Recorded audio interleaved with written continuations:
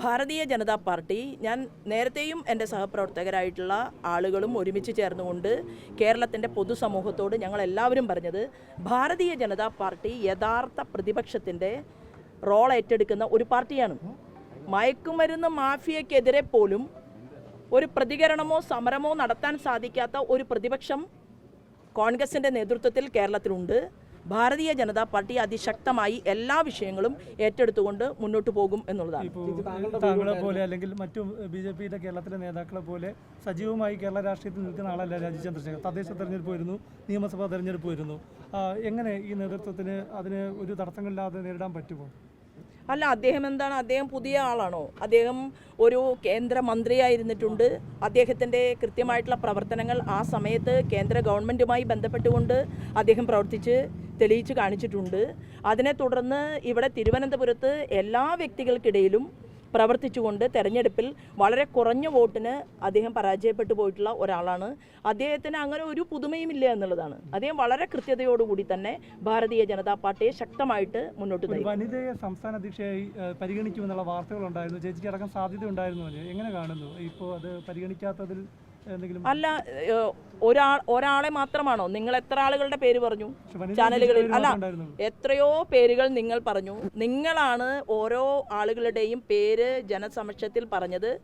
അതിനുശേഷം കൃത്യമായി അഖിലേന്ത്യാ നേതൃത്വത്തിൻ്റെ ഭാഗത്തു നിന്ന് സംസ്ഥാന പ്രസിഡന്റിനെ, അതുപോലെ തന്നെ ഞങ്ങളെല്ലാവരും കോർ കമ്മിറ്റി ചേർന്നിരുന്നുകൊണ്ട് സംസ്ഥാന പ്രസിഡന്റ് അദ്ദേഹം നോമിനേഷൻ സമർപ്പിച്ചു. നമുക്ക് എല്ലാവർക്കും ഒരുമിച്ച് സന്തോഷത്തോട് കൂടിയിട്ട് അതിനെ വരവേൽക്കുകയല്ലേ വേണ്ടത്? ഗ്രൂപ്പുകൾക്കെതിരായ ഒരു നീക്കമായാണ് കേന്ദ്ര നേതൃത്വത്തിന്റെ നീക്കമായി വിലയിരുത്തുന്നത്. അല്ല, ഇതെല്ലാം തന്നെ ചോദ്യവും ഉത്തരവും നിങ്ങൾ തന്നെയാണ് ക്രിയേറ്റ് ചെയ്യുന്നത്.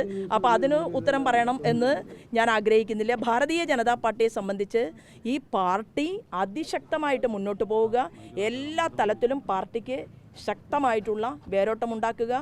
ഇത് ഒരു നൈരന്തര്യമാണ്. പ്രസ്ഥാനത്തിൻ്റെ പ്രവർത്തനം എന്ന് പറയുന്നത് ഒരു തുടർച്ചയാണ്. അപ്പോൾ കഴിഞ്ഞ തവണ നിർത്തിയ സ്ഥലത്ത് പാർട്ടി അവിടെ നിന്ന് വീണ്ടും അതിശക്തമായിട്ട് മുന്നോട്ട് പോവുകയാണ്, പ്രവർത്തിക്കുകയാണ്. അതിന് എല്ലാവരും ഒരുമിച്ച് ചേർന്നുകൊണ്ടുള്ള പ്രവർത്തനം ഏറ്റെടുത്തുകൊണ്ട് മുന്നോട്ട് പോവുക. അല്ല, നേതൃമാറ്റം എന്നുള്ളത് ഒരു സമയം, അതായത് ഒരു സമയം കഴിഞ്ഞാൽ, ഈ കേരളത്തിൽ മാത്രമല്ല ഇത്, ഓരോ സംസ്ഥാനങ്ങളിലും സമയത്തിൻ്റെ പരിധിക്കനുസരിച്ച് കൊണ്ട് പുതിയ പ്രസിഡന്റുമാർ അവർ അധികാരം ഏറ്റെടുത്തിട്ടുണ്ട്. അതുപോലെ കേരളത്തിൽ കഴിഞ്ഞ ശ്രീമാൻ സുരേന്ദ്രന് ശേഷം പുതിയ പ്രസിഡന്റ് അധികാരം ഏറ്റെടുത്തു എന്നുള്ളതാണ്. അതിനെ സന്തോഷത്തോടു കൂടി നോക്കി കാണുക എന്നല്ലാതെ അതിനകത്ത് ഒരു ചോദ്യത്തിനും മറ്റൊരു ഉത്തരത്തിനും പ്രസക്തിയില്ല എന്നുള്ളതാണ്. ഞാൻ എൻ്റെ കാർ അന്വേഷിച്ചുകൊണ്ടാണ് പുറത്തേക്ക് ഓടിയത്. കാറില്ലാത്തത് കൊണ്ട്, കാറില്ലാതെ നടന്നു വരാൻ പറ്റില്ലല്ലോ. അപ്പം കാറിനെ കാണാത്തത് കൊണ്ട് ഞാൻ തിരക്കിട്ട് ഓടുകയും പുറത്തേക്ക് വരികയും, ആ സമയത്ത് ഞാൻ എന്താ മാധ്യമപ്രവർത്തകരുടെ മുൻപിൽ വരാത്ത ആളാണോ? അല്ലെങ്കിൽ വരാൻ മടിയുള്ള ആളാണോ? എൻ്റെ ആദ്യത്തെ ഉദ്ദേശം എന്ന് പറയുന്നത് എന്താണ്? നോമിനേഷൻ കൊടുക്കുന്ന സ്ഥലത്ത് എത്തുക എന്നുള്ളതല്ലേ. അതിനിടയിൽ ഇത്തരത്തിൽ ഒരു തരത്തിലുള്ള വാർത്തകളും ഉണ്ടാക്കണ്ട. അല്ല, ഞാൻ മാത്രമല്ലെന്ന് പൂർണ്ണ പിന്തുണ, ഈ ചോദ്യത്തിന് തന്നെ പ്രസക്തിയില്ല എന്നാണ് ഞാൻ പറയുന്നത്. ഈ ചോദ്യത്തിന് എന്താ പ്രസക്തിയുള്ളത്? പൂർണ്ണ പിന്തുണയാണോ എന്ന് ചോദിച്ചു കഴിഞ്ഞാൽ ആരെങ്കിലും ഇവിടെ വിവേചനക്കുറിപ്പ് ഇറക്കിയിട്ടുണ്ടോ? ഇല്ലല്ലോ. ഞങ്ങൾ സന്തോഷത്തോടുകൂടി നോക്കിക്കാണുകയല്ലേ. തിരുവനന്തപുരത്ത് മത്സരിച്ച് വിജയത്തോടടുത്ത ഒരു വ്യക്തി, ആ വ്യക്തി സംസ്ഥാന പ്രസിഡന്റ് പദവിയിലേക്ക് വരുന്നു എന്ന് പറയുന്നത് എല്ലാവരും കൂടി ചർച്ച ചെയ്തതിന് ശേഷമാണല്ലോ തീരുമാനമെടുക്കുന്നത്. അതിനകത്ത് എന്താ പ്രത്യേകിച്ച് പറയാനുള്ളത്? അദ്ദേഹത്തിന് ഒരുപക്ഷെ ഭാരതീയ ജനതാ പാർട്ടിയുടെ ബൂത്ത് തലം മുതലുള്ള പ്രവർത്തനം നടത്തിയിട്ട് കടന്നു വന്നിട്ടുള്ള ഒരാളല്ല എന്നായിരിക്കും താങ്കൾ ഉദ്ദേശിച്ചത്. പക്ഷേ സംഘടനാ പ്രവർത്തനം എന്ന് പറയുന്നത് അത് തന്മയത്വത്തോടു കൂടിയിട്ട് ഒരു വ്യക്തി ഒറ്റയ്ക്ക് ഇരുന്ന് ചെയ്യേണ്ടതല്ലല്ലോ. എല്ലാവരും ഒരുമിച്ച് ചേർന്നുകൊണ്ട് മുൻ സംസ്ഥാന പ്രസിഡന്റുമാർ, ഇപ്പോൾ കോർ കമ്മിറ്റിക്കകത്തുള്ള മുഴുവൻ ആളുകൾ, താഴെ തട്ടിലുള്ള ഈ പ്രസ്ഥാനത്തിൻ്റെ നാരായപേരുകളായിട്ടുള്ള പ്രവർത്തകന്മാർ, അതിൽ ബൂത്ത് പ്രസിഡന്റ് മുതൽ പഞ്ചായത്ത് പ്രസിഡന്റ്, മണ്ഡലം പ്രസിഡന്റ്, ഇന്ന് സെലക്ട് ചെയ്യപ്പെട്ടിട്ടുള്ള 30 ജില്ലാ പ്രസിഡന്റുമാരുണ്ട്. ജില്ലകളെ വിഭജിച്ചുകൊണ്ട് 30 പേരുണ്ട് അധ്യക്ഷ സ്ഥാനത്ത്.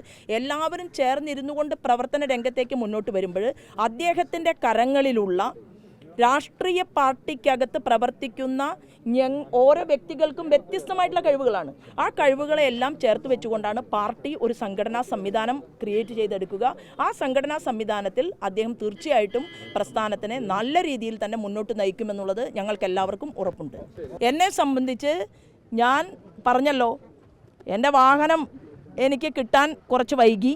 കാരണം ഡ്രൈവർക്ക് തെറ്റുപറ്റി, ഞാൻ പുറത്തേക്ക് വേറൊരു വണ്ടിയിൽ കയറി പോകുന്നതായിട്ട് അയാൾക്ക് തോന്നി എന്നാണ്, അദ്ദേഹത്തിന് തോന്നി എന്നാണ് അദ്ദേഹം പറഞ്ഞത്.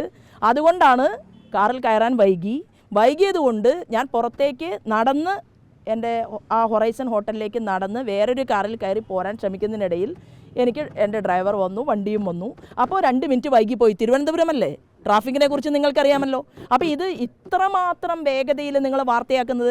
ഞാൻ ഇന്നലെ കൊടുങ്ങല്ലൂരിലെ തൃശ്ശൂർ ജില്ലയിൽ മയക്കുമരുന്നിനെതിരായിട്ടുള്ള അതിശക്തമായിട്ടുള്ള ഒരു പോരാട്ടത്തിലായിരുന്നു, ഒരു സമരത്തിലായിരുന്നു. ഒരൊറ്റ വരി വാർത്ത ഒന്നിലും കണ്ടില്ലല്ലോ. അപ്പോൾ ഈ നാടിനെ നന്നാക്കാൻ ശ്രമിക്കുന്നതിനെക്കുറിച്ച് കൂടുതൽ എല്ലാവരും ചേർന്നുകൊണ്ട് വാർത്ത ക്രിയേറ്റ് ചെയ്യുന്നതല്ലേ നല്ലത് എന്ന് ഞാൻ ചോദിക്കുന്നു എന്ന് മാത്രമേ ഉള്ളൂ. ഈ കോർ കമ്മിറ്റിക്ക് അകത്തുള്ള ഏതെങ്കിലും വേറൊരാളോട് നിങ്ങൾ ഈ ചോദ്യം ചോദിച്ചു എന്ന് ഞാൻ കരുതുന്നില്ല. ഇനി വാർത്ത കണ്ടതിന് ശേഷം ഞാൻ അതിനെക്കുറിച്ച് പറയാം. ശോഭാ സുരേന്ദ്രൻ്റെ മാത്രം എനിക്കെന്താ കൊമ്പുണ്ടോ? എന്തുകൊണ്ടാണ് എന്നോട് മാത്രം ഇങ്ങനെ ഒരു ചോദ്യം നിങ്ങൾ ചോദിക്കുന്നത്? ശോഭാ സുരേന്ദ്രൻ നിങ്ങളോട് പറഞ്ഞല്ലോ, ഞാൻ ഈ പൊതുസമൂഹത്തിൻ്റെ മുന്നിൽ വീടുകൾക്കകത്തുള്ള, നിങ്ങൾ ഇതുപോലെ എന്നോട് ഒരിക്കൽ ചോദിച്ചു നിങ്ങളെന്താണ് കോർ കമ്മിറ്റിയിൽ ഇല്ലാത്തത്. അപ്പം ഞാൻ എന്താ ഉത്തരം പറഞ്ഞത്? ജനങ്ങളുടെ ഹൃദയത്തിനകത്ത്, വീടുകൾക്കകത്ത് കോർ കമ്മിറ്റിയിൽ ഞാനുണ്ട്. നിങ്ങൾ വിടാൻ ഉദ്ദേശമില്ലല്ലോ. ഒരു നല്ല കാര്യം നടക്കുമ്പോൾ, ഒരു നല്ല ദിവസം, ഞങ്ങളുടെ പുതിയ സംസ്ഥാന അധ്യക്ഷൻ ചാർജ് എടുക്കുന്ന സമയത്ത് പോലും ഇതിനകത്തൊരു കുത്തിത്തിരിപ്പ് വാർത്തയുണ്ടാക്കുക എന്ന് പറഞ്ഞാൽ അതിൻ്റെ പിറകിൽ ആരാണ് പ്രവർത്തിക്കുന്നത്? അതല്ലേ നിങ്ങൾ അന്വേഷിച്ച് കണ്ടെത്തേണ്ടത്.